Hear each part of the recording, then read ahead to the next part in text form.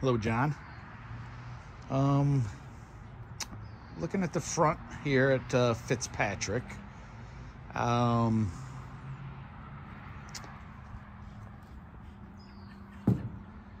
know you're looking to trim this thing down a little bit on cost.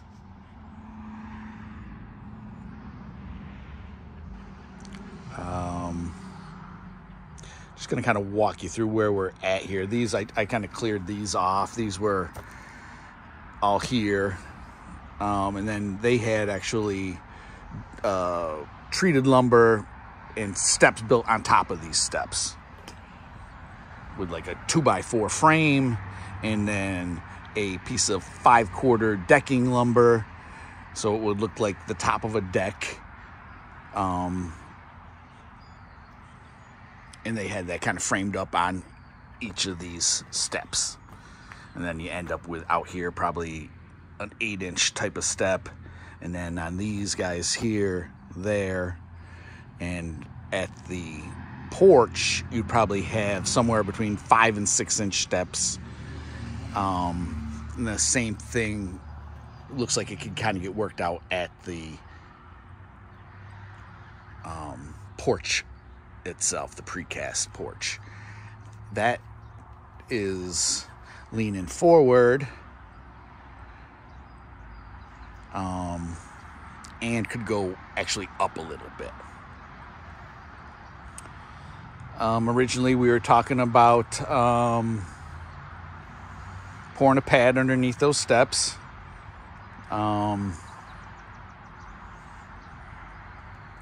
And if you look, if I can get you in here, I'm not sure how dark we are, but there's a void underneath here.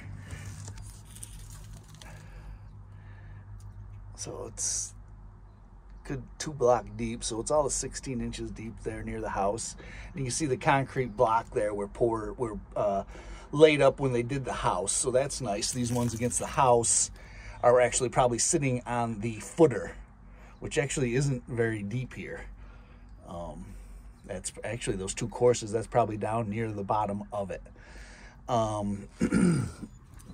Obviously, it's normally maybe a lot of people probably would have built a porch on top of these block, went up with more block, or poured something, and then these blocks help kind of lock that concrete in. Concrete would flow down those open holes there, and then actually then lock into this little key type of thing right there.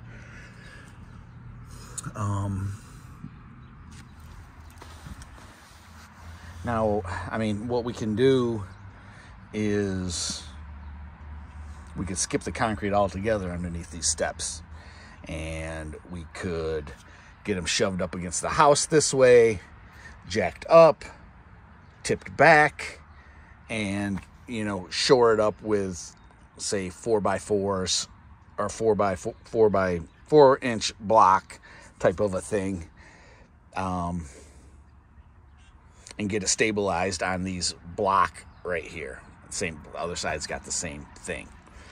I would still say we would want to fill that hole underneath. Water definitely gonna run there from up the other side's a little higher with the grade, and even over here probably could make its way into some spots.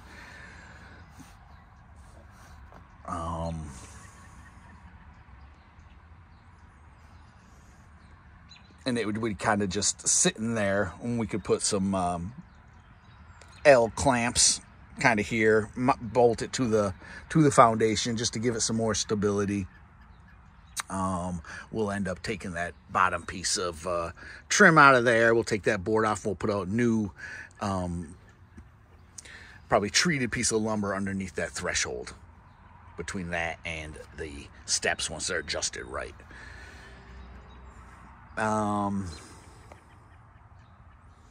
The trouble with all this is it's all lots of labor. Any way you slice this thing up.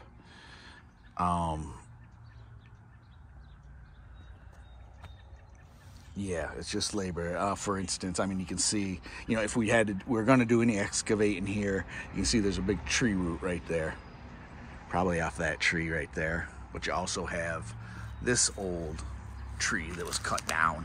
The stump's kind of rotting away, but it's still around. You can see it way over into there. Like I say, it's rotting slowly, but there's still some stability to it as well. This root looks a little more alive. It probably goes to that tree there, but it's probably a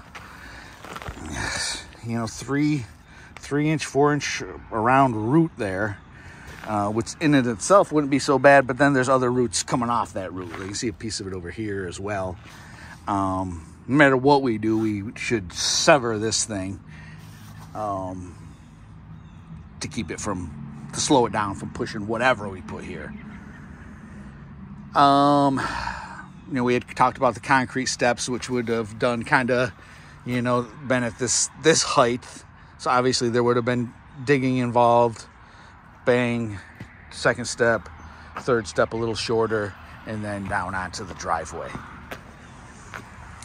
And actually, I mean, that, the 42 that had the 8 in material on it, I mean, that even could have been I might not have had enough for labor on that. Now that I'm kind of here looking at it, I hate to say all that, but like I say, once you start digging into these and those roots, it turns into something. I suppose option A could be we still go with the concrete, with the steps, and see where that takes us.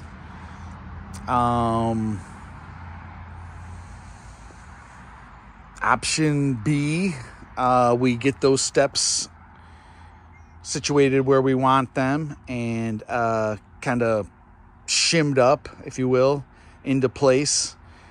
Attach it to the foundation.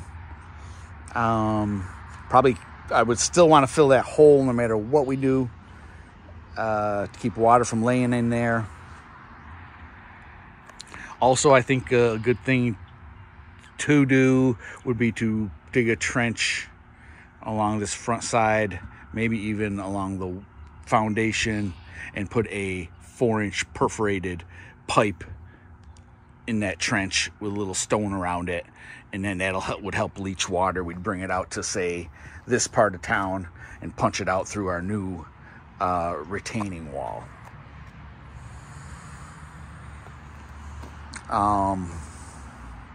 So if we did that with the steps, obviously they're going to get cleaned up and scraped up and painted.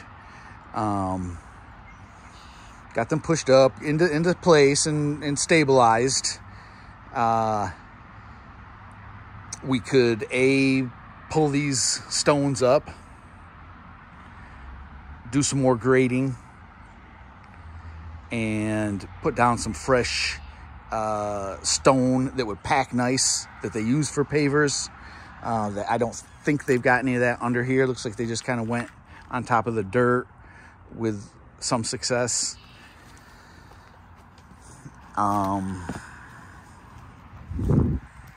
Again, there'll be some digging involved in that and some roots and all that jazz. Another option is, if we had that up where we wanted it, we could actually do what they did, which would be a 2x4 framing, treated lumber with deck boards on top of it. And we could build that. I've taken some measurements, done some leveling. The way it seems like it can work out for us pretty good. On top of this, with 2x4 framing, the deck boards, we'd have a 4 to 5 inch step coming down off that, which is kind of similar to what it is now. Same thing at this step, pretty similar here. And then our last one might be an 8-inch step.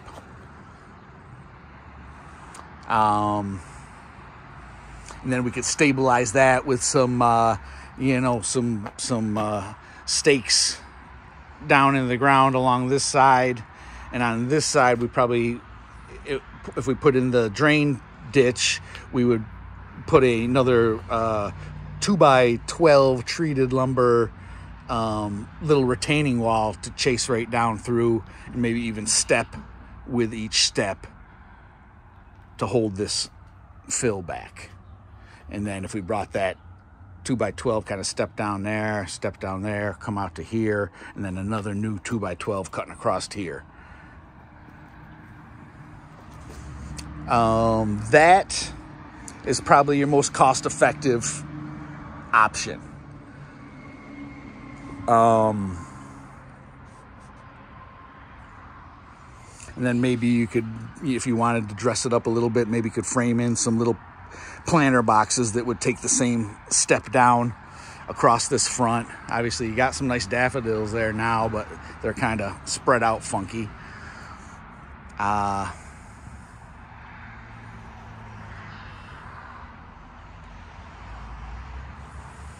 So that's, like I say, that's kind of my thought. I say that would be the most cost effective. It would look nice. 10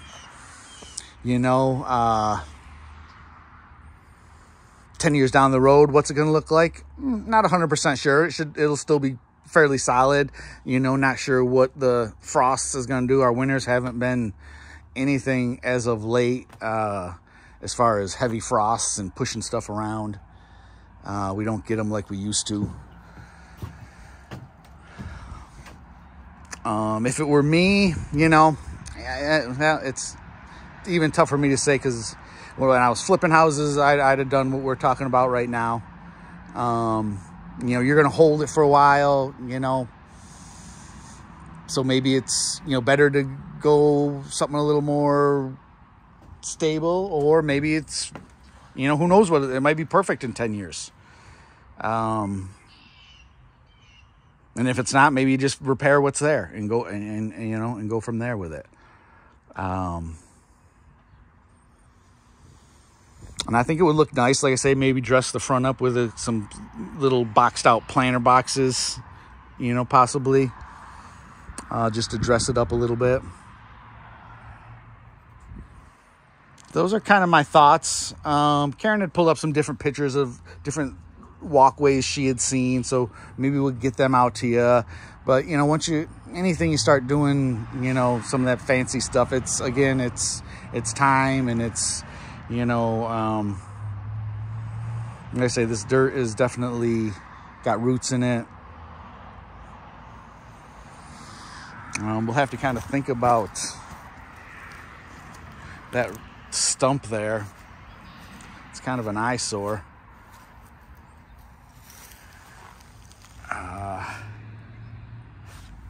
Like I say, it's, as much as it's rotted in some spots, other spots it's not.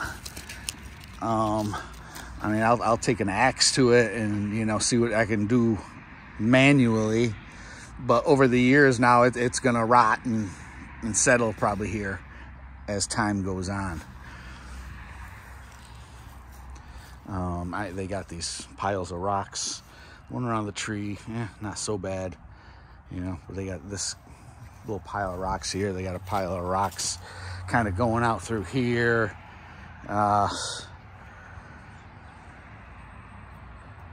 Maybe at one time it was nice. There's a big one out there. But yeah, as far as this goes,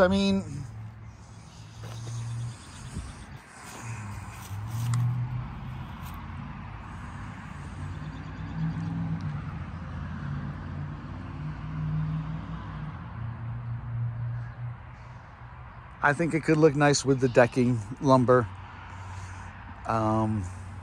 There's a lot of variables involved in it all. This is, not 100% level where we want it. So it would even take a little bit of work getting where we wanted our stuff to sit right, sit nice, kind of tied all together. But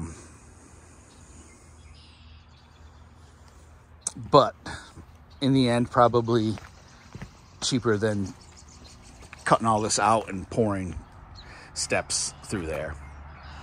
And as far as the steps go, if you didn't pour a pad underneath it and we just got it kind of fitted up there, and maybe with some cement out on that end, that one's just laid in there dry, so maybe we'd get something that would fit nice and lay it in there with mud. or even, you know, just do a few bags and make a little pier out there in the front, or a little trough. Maybe, yeah, that's not a bad idea. You know, maybe a little trough just going across that front to catch that front part of the step. You know, it wouldn't take, but and maybe even do the same in the back, kind of form it up so you can get a little trough across the back. You know, the center is filled with dirt. And that would stabilize it nice. That would give it some stability for time-wise.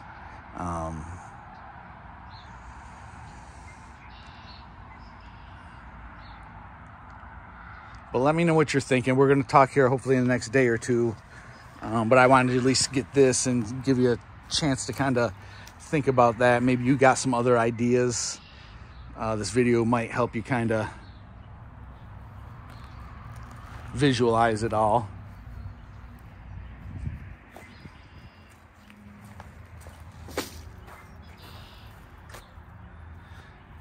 Again, it would be the decking one, or maybe we, like I said, maybe we take these, flop these out, redo the bases. Obviously, we'd need several new ones.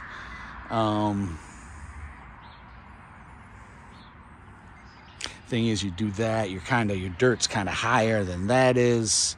You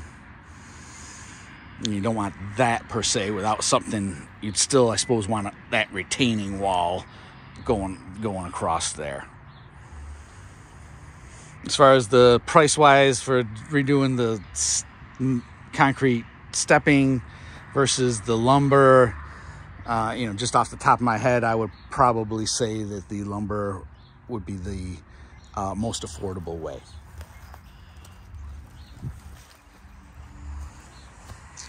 And we'd use ground contact treated lumber. You know, it's kind of sitting up on these, so it's not actually touching dirt per se. Not that it won't be getting moisture, but it won't be actually laying in the ground. So that would help it out, obviously.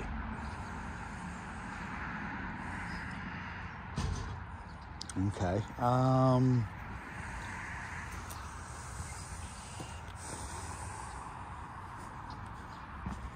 In the email, we talked about the garage door. Like I say, we could get that guy over here if you decide what kind you want.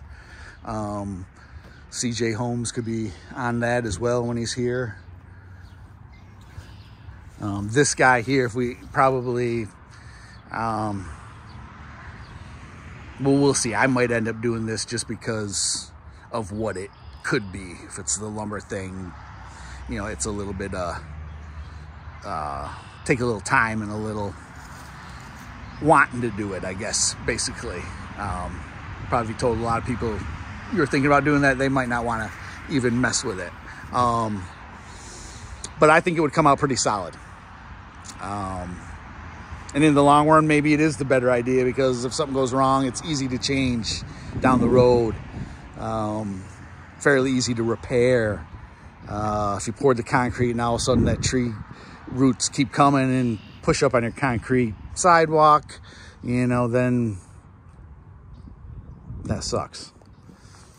Another thing I'll point out is this soffit underneath on the bump out. This side over here has been replaced with some 1/2-inch plywood already. Now I'm thinking on this is we would get some of the soffit material. That's aluminum there. We would go with probably a white vinyl, and put soffit material here. Run a piece of F-channel trim around this and up into here. You could slide it right up in between there and get a fastener through the front. A little tiny little trim kind of a fastener. And put the vinyl soffit in that. I think that is going to be our best option for covering that up for a nice look at the end once it's painted.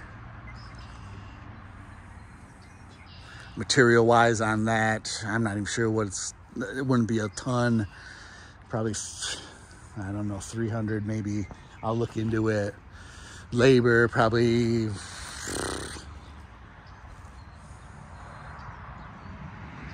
I'll throw 750-ish out there, maybe not that much. It would probably be all incorporated into some of the other paint prep.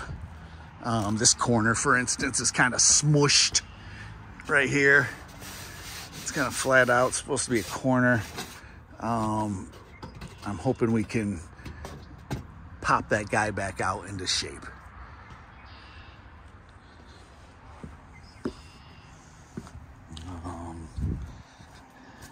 And Pete Hobbs did get back to me, the painter that we used at Apple Ridge. So that's good.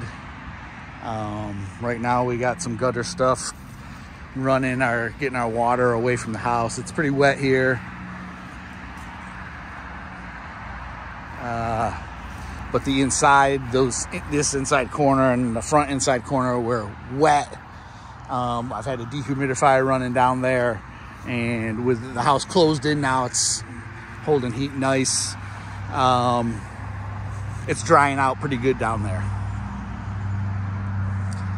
Met with Charles today, so he said he'd have some stuff in my email probably by tonight or tomorrow morning. So we'll have some numbers to kind of get rolling on some of those thoughts. Slider came out real nice.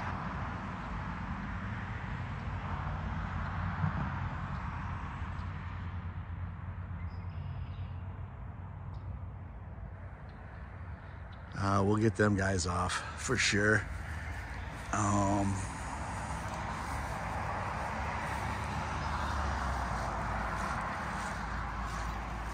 I sent Pete some more pictures of the house, the painter. He said he wanted to see some pictures again. I think he'd given us a quote as a price last fall. So I think he just wants to make sure that's gonna maybe still stand.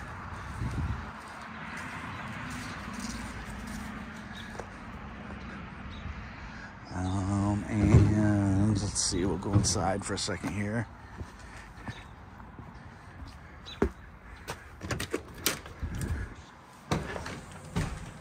Pop down here. Windows are here. Actually got shorted one. We were supposed to have 2 of those, and they ended up ordering, I think, 2 of those. So their mistake. So they're getting another one shipped out to us. So there they are. So that's good. The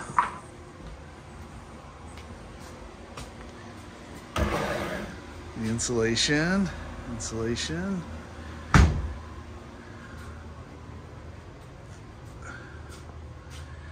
And that's kind of where we had to run new electric down under to, because the slider's there now. And then we had to rewire some electric in here. And there was an electric wire coming down through here that was actually running ceiling lights that was exposed on the joist. So while we were right here, we pulled that back and actually ran it through the joists as well. There's the new box sill, new subflooring. That was the most damaged. The tail was gone off of that joist, so we ran a full one all the way back to the center beam on that guy. Over here they weren't as bad. We ended up sistering 3 8-footers, and then out on the ends we put a couple short ones, actually just so we could fasten into the new box sill better.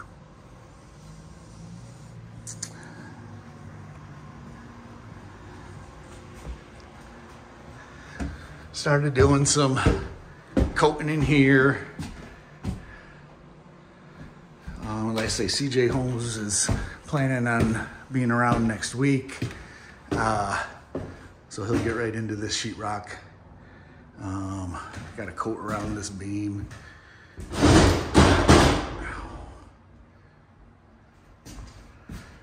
Same thing up front here.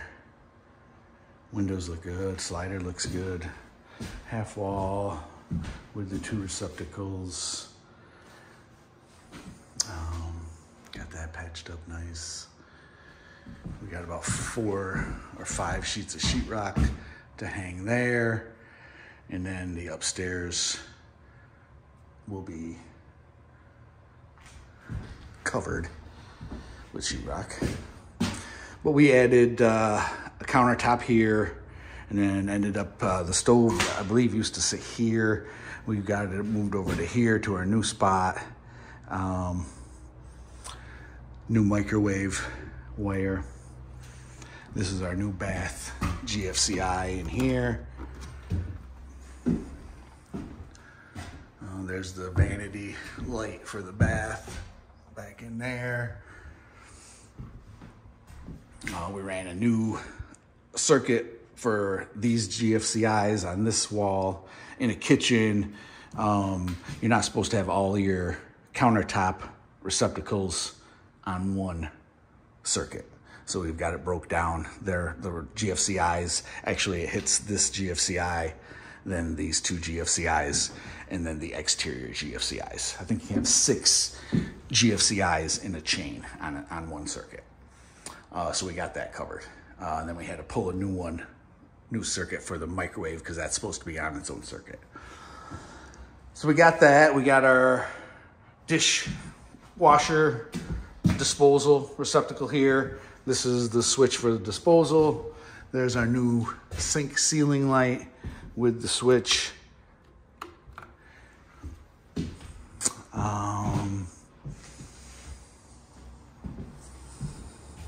Ceiling light. Hallway, we got sheetrock cement working through here. Bathroom, we got the fan in there. We'll pop that trim stuff off before we go any further. Got this last little hole to patch that was ended up, that's where this wall was, had that little chase wall. So we actually used that for access to the attic. It was bigger than the attic access that's in this room. So bath is, not looking bad. Got some sheetrock work to do here, up top there. That trim, actually, I got it pulled down. Once we get sheetrock done, we'll clean that up, and that trim will go up tight onto the ceilings.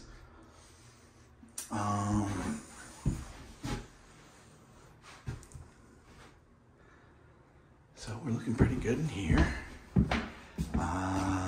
This room, we ended up doing new sheetrock here and here. It was from paneling on there, the glue tore the paper up awful. We tried a new product that you paint on, rips, but I wasn't 100% satisfied in the parts that we did. This was one of the walls we did. Actually, looking at it now, it doesn't look so bad. But you can see there's what you get when you go over paper is you can get these little bubbles. So we'll have to kind of cut them out again and go over them one more time. So we decided just to, it was easy enough because it dead ended there, and we were able to dead end it here with a new corner bead, and nobody will be any the wiser. And then we'll just tape this guy. Then we did our patches around here. Not awful in here. Kind of redid this corner. It was barked up pretty good. The little room, there was a lot of holes. Kind of cut out that top corner for a new piece of tape there. A couple holes over here that actually they had wallpapered right over. Redid some of that corner. This room, we had a hole in that ceiling there, so we're working on that guy.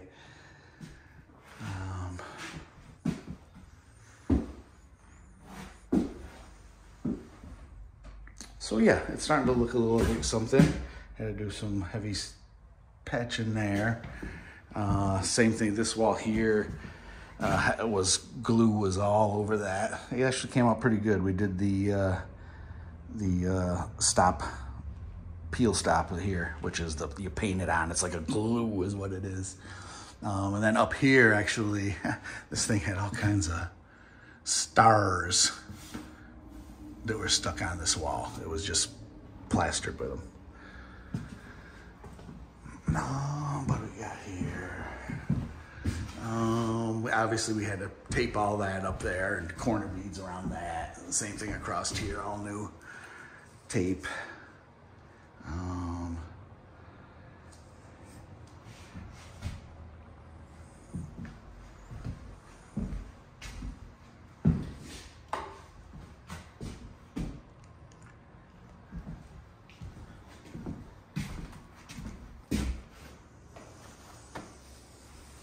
Okay.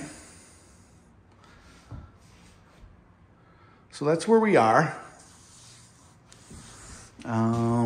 Charles has been met with. CJ Holmes should be over here next week. We got in contact with the painter. What else? As far as, like I said, about ideal renovations, I'm not sure. I texted him again yesterday, haven't heard back, so I won't chase him down anymore. I'll see if he gets back to me, or I hate to have him start anything big and then not be able to finish it or whatever. So we'll see. I think Chris is going to be good over here, CJ Holmes. I think he works alone, but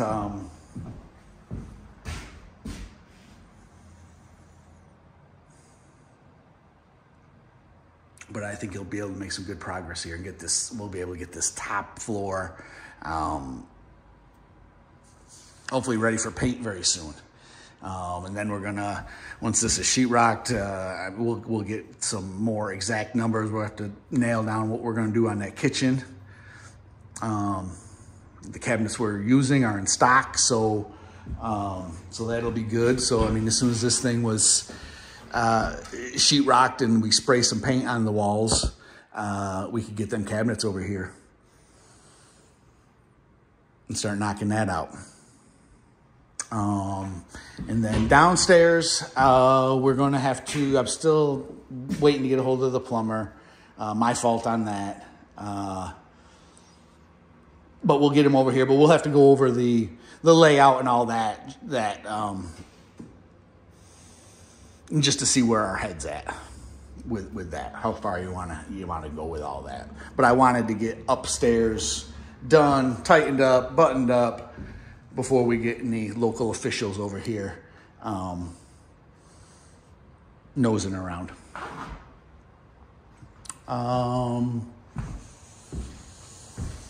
Okay.